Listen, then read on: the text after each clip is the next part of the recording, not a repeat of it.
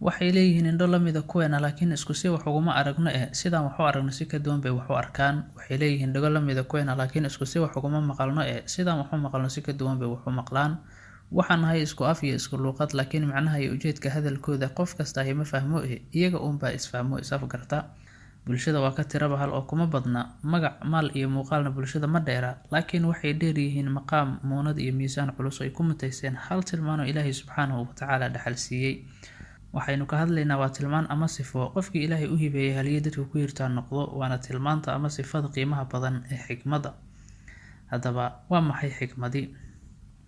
Xikmaddu weynadeeda iyo qiimaheeda darteed hal macno oo lagu soo koobi karo ma laha. Fasiraadyo kala duwan oo aad u fara badan oo midba kale ka macno weyn ayaana laga bixiyey, waxaase si kooban ilaa 11 tafsiir oo laga bixiyey xikmadda u soo aruuriyay Allah u naxariistay al-Imaam Abulfaraj ibn al-Jawzi kitaabkiisa Zaad al-Masiir fi cilmi tafsiir.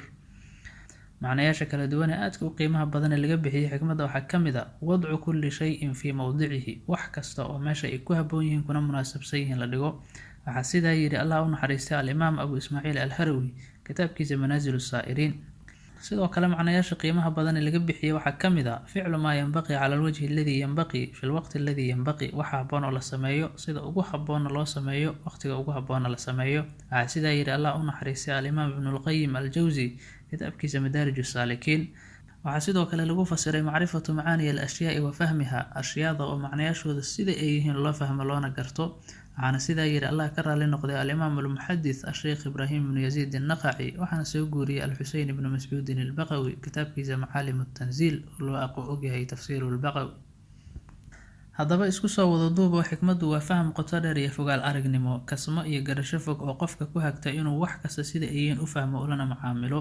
waana indheer garadnimo aan kasbasho iyo barasho midna lagu heline, hibo iyo cadiyo Ilaahay qofkuu doono ku manaysto ah.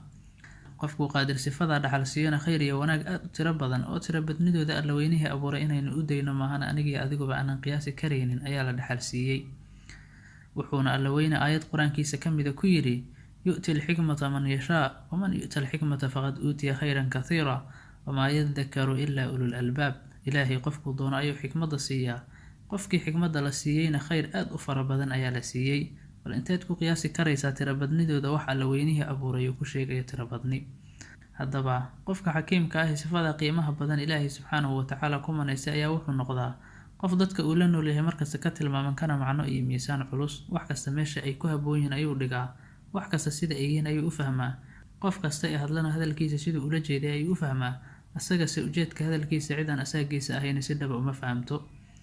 haddaba iyadoo xikaayooyinka xikmadeed ee la wariyey iyo shakhsiyaadkii garashada iyo xikmadaha u saaxiibka ah ee dunidan soo maray aan tiro iyo tilmaan lagu soo koobi karaynin, waxaan tusaale usoo qaadanaynaa 2 xikaayo oo isu dhigma oo lagu tusaaleeyo indheergaradnimada iyo xikmad badnida, oo midi tahay xikaayo carbeed midna tahay xikaayo Soomaaliyeed.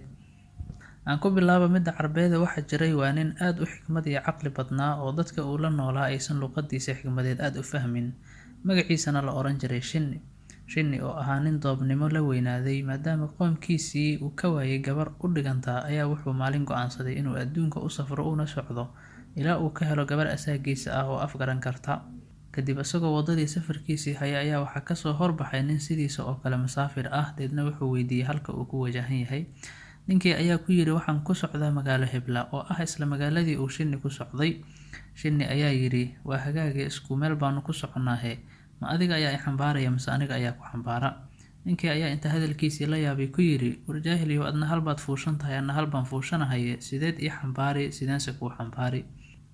Shinni wuu ka aamusay, deedna muddo markii la socday magaaladiina loo dhawaaday ayaa iyagoo hareer maraya beer dadkii lahaa dalagii ka baxay ay ka gurteen ayuu wuxuu weydiiyey su-aal kale oo ah ma kula tahay beertan badarkii ka baxay in la cunay. ninkii oo mar kale hadalkiisii hadal caruuraysanaya ayaa yidhi warjaahiliyow waxaad u jeedaa beer badarkii laga gurtay markaasaad i weydiin ma la cunay mise lama cunin, maxay u beeranayeen haddaysan cunaynin. Shinni wuu ka aamusay, socodkoodiina way iska sii wateen. markii ay magaaladii galeen ayaana waxaa kasoo horbaxay janaaso qabrigeedii loo wado, khaatumad Allah noo toosiyey. Shinni markuu janaasadii arkay ayuu weydiiyey qofka naxashkan lagu sido ma nool yahay mise waa dhintay. ninkii ayaa yidhi weligay ma arag wax kaa jaahilsan, waxaad u jeedaa qof naxash lagu sido oo qabri loo wado markaas baad i weydiin ma nool yahay mise waa dhintay. kadib Shinni wuu ka aamusay mar kale, wuxuuna go'aansaday inuu ka haro asaga dhanba maadaama magaaladii uu u socday la yimid. laakiin ninkii oo haba iska hadal xumaaday ahaa nin dhaqan wanaagsan ayaa ka diiday inuu ka haro oo yidhi gurigayga ii raac, aniga ayaad marti ii tahay. Shinni waa uu ka aqbalay, waxayna isla tageen gurigiisii, wuxuuna u keenay dirin iyo waxa uu ku daalgooyo, isaguna gurigiisa ayuu gadaal u galay. Deedna gabar uu dhalay ninka oo guriga joogtay magaceedana la oran jiray Dabaqa ayaa aabaheed weydiisay ninkan martiga ah sha'nigiisa. Kadib ninkii ayaa gabadhiisii uga sheekeeyay safarkii ay isla soo galeen iyo su'aalihii jaahilnimada ahaa ee uu weydiinayay. Kadib gabadhii ayaa markii ay aabaheed hadalkii ka dhurtay ku jawaabtay, aabe, ninku jaahil ma ahee adiga ayaan fahmin. Markuu ku lahaa adiga miyaa i xambaaraya mise aniga ayaa ku xambaara, wuxuu ula jeeday ma adiga ayaa ii sheekaynaya mise aniga ayaa kuu sheekeeya si safarku nagu fududaado. Markuu ku lahaa beertan dadkii lahaa badarkeedii ma cuneen mise ma cunin, wuxuu ula jeeday beerta dalaggeedii ma suuqaa la geystay oo waa la gatay mise sideeda ayaa loo cunay. Markuu ku lahaa qofkan naxashka lagu sido ma nool yahay mise wuu dhintay, wuxuu ula jeeday wax lagu xasuusto oo magaciisa sii raajiya ma ka tegay mise sida muuqiisu u dhintay baa magaciisuna u dhiman doonaa. Ninkii oo la yaaban hadalladii uu jaahilsanayay xikmadda baaca dheer ay xambaarsanaayeen ayaa u yimid Shinni. Cabaar markii ay sheekaysanayeen ayuuna yidhi, su'aalihii aad dariiqa igu soo weydiinaysay hadda ayaan jawaabahooda ku siinayaa. Kadibna mid mid ayuu ugu sheegay. Shinni ayaana yidhi, jawaabahan adigu ma lihide, cidda leh ii sheeg. Ninkii ayaa yidhi, gabadhayda ayaan safarkeennii uga sheekeeyay, su'aalihii aad i weydiisana ayada ayaa sidan uga soo jawaabtay. Shinni oo awalba raadinayay gabar luuqadiisa xigmadeed fahmi karta ayaa isla markiiba ninkii garka iyo gundaha qabsaday oo weydiisay inuu gabadhiisa siiyo oo uu u guuriyo. Ninkiina waa uu ka aqbalay. Halkaa ayaa ninkii Shinni ahaa ka helay gabar asaagiisa ah oo iswaafaqi karaan, qisadooduna noqotay xikaayo iyo xikmad carbeed oo la isu soo xigto, ciwaankeeduna yahay Waafaqa Shannun Dabaqa. Xikaayo xikmadeedka Soomaaliyeedna aan kuu raaciya waxaa la sheegaa nin sida Shinni oo kale ahaa nin aad u xikmad iyo caqli badan ayaa waxaa caqligiisii iyo xikmadihiisii la cajabay nin oday ah. Markaas buu jeclaystay inuu xididsado oo uu inamadiisa mid ka mid ah u guuriyo. Markaas buu weydiiyey 3 gabdhood oo aan dhalay baan mid ku siine, ma adiga ayaa dooranaya mise aniga ayaa kuu doora. Ninkii ayaa yidhi, adeer adna ii doori maysid anna dooran mayee, hal xiraalahan ayaa ii dooraya ee 3 su'aal ayaan kuu dhiibayaa, gabdhahaada u bandhig oo jawaabaha ay kala bixiyaan ii keen.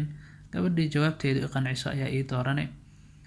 3dii su'aal ayuu sheegay oo yidhi, waxaad weydiisaa geel xeradii waa maxay, rag gogashii waa maxay, garow iidaankii se waa maxay. Ninkii odayga ahaa ayaa hal xiraalihii la kacay. Markaas buu inta inamadiisii midba mar u yeeray ayuu weydiiyey 3dii su'aal. Kadib haddii la kala garaad iyo caqli badani gabdhihii midba meel ayay ku dhifatay oo mid baa tiri geel xeradii waa xarkaad adag oo lagu xirxiro, tu kalaa tiri maye waa ood dheeroo uusan ka boodi karin in loo oodo.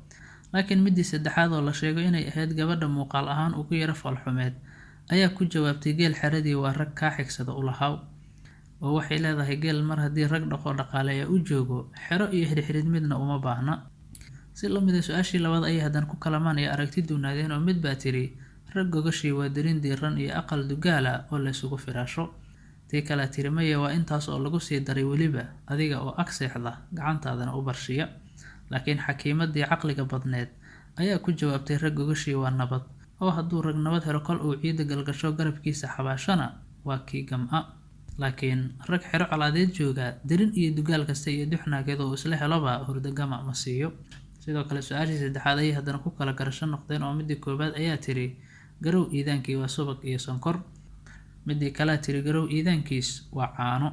Laakiin xakiimadii ayaa ku jawaabtay garow iidaankiis waa baahi, oo nin baahi haysa hadduuba raashin uu laqo helo iidan la-aan ayuu ka baahi beelaa. Halkaa ayuuna ninkii xikmadda badnaa ka helay inan muuqaal ahaan haba iska foolxumaatay caqli iyo xikmad Ilaahay ku manaystay, hal xiraalayaashiisiina sidii uu ula jeeday u garatay. Halkaa ayaan kusoo afmeeraynaa warbixintii koobnaad ee aan ka diyaarinay sifada qiimaha badan saalkana aan lagu helin Ilaahay bixiyo ee xikmadda. Intaan barnaamijkan mid ka xig ku kulmayna oo abshir sheekayo idin leh nabadgelyo iyo nooli kulantee. Wassalaamu calaykum waraxmatullaahi wabarakaatuh.